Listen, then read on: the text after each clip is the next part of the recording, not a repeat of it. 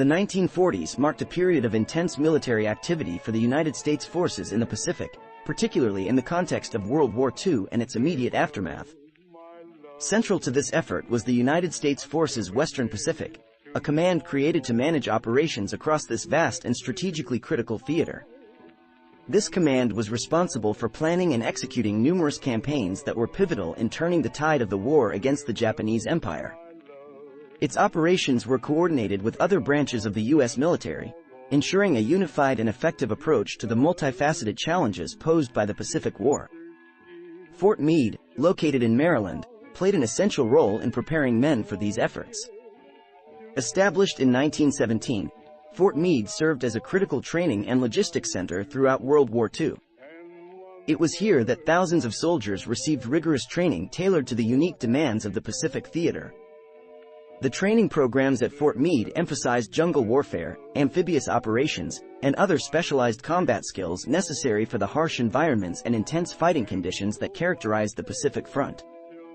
This preparation was crucial in readying American forces for the complex and grueling campaigns they would face. The strategic importance of the Philippines and other Pacific locations was paramount as the U.S. sought to contain Japanese expansion and ultimately liberate occupied territories. Among the key locations in the Pacific campaign was Manus Island, located in the Admiralty Islands north of New Guinea. Manus emerged as a vital logistical and operational hub for the U.S. Navy. Its significance grew following the successful campaign to capture it from Japanese forces in early 1944. Manus provided a base for repairing and resupplying the Pacific Fleet, making it instrumental in supporting subsequent military operations throughout the region, including the liberation of the Philippines. During the early 1940s, the Philippines became a focal point of conflict between American and Japanese forces. The archipelago's strategic location made it a critical stronghold for controlling sea routes and airspace in the Western Pacific. The U.S. military presence in the Philippines was centered around key locations, including Corregidor, a small island at the mouth of Manila Bay, and Manus Island in the Admiralty Islands, which served as significant military outposts.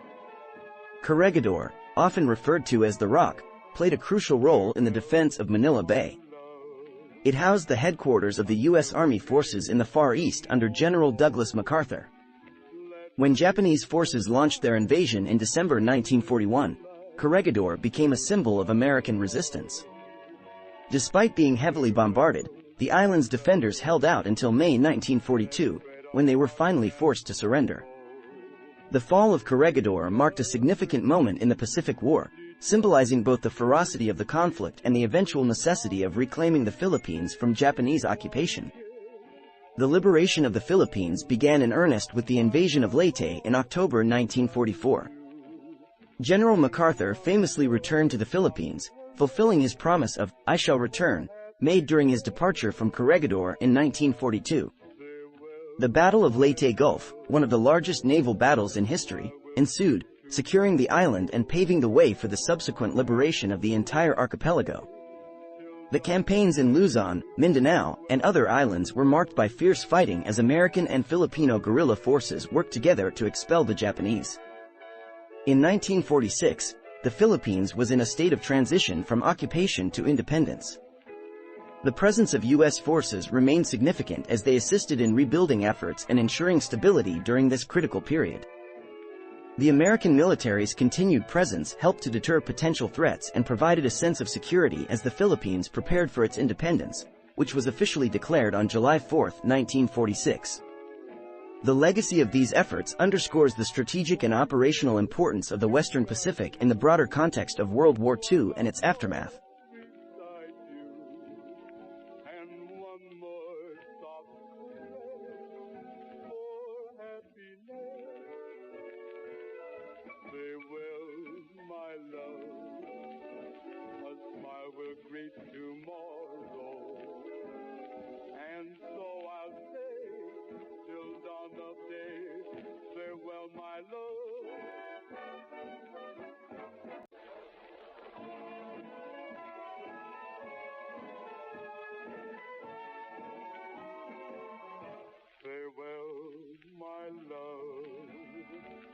Until we meet tomorrow, let's live the night.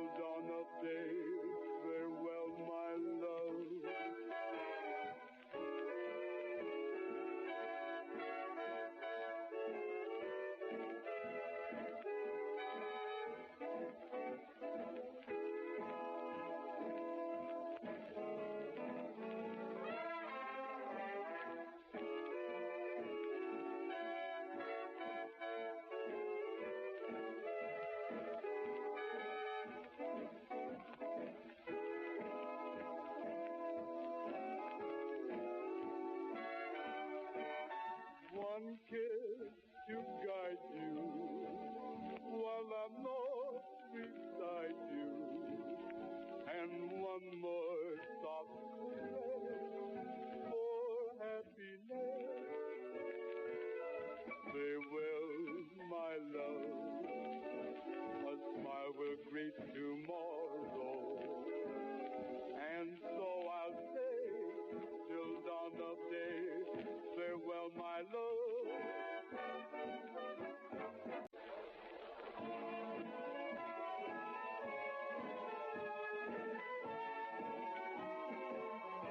Farewell, my love, until we meet tomorrow. Let's leave the night and its delight to stars above. Farewell, my love, let's spread our hearts and follow each other's dreams, each other's schemes, each other's love. One kiss to guide you while I'm lost beside you, and one more soft caress for happiness. Farewell, my love, a smile will greet tomorrow, and so I'll say, till dawn of day, farewell, my love.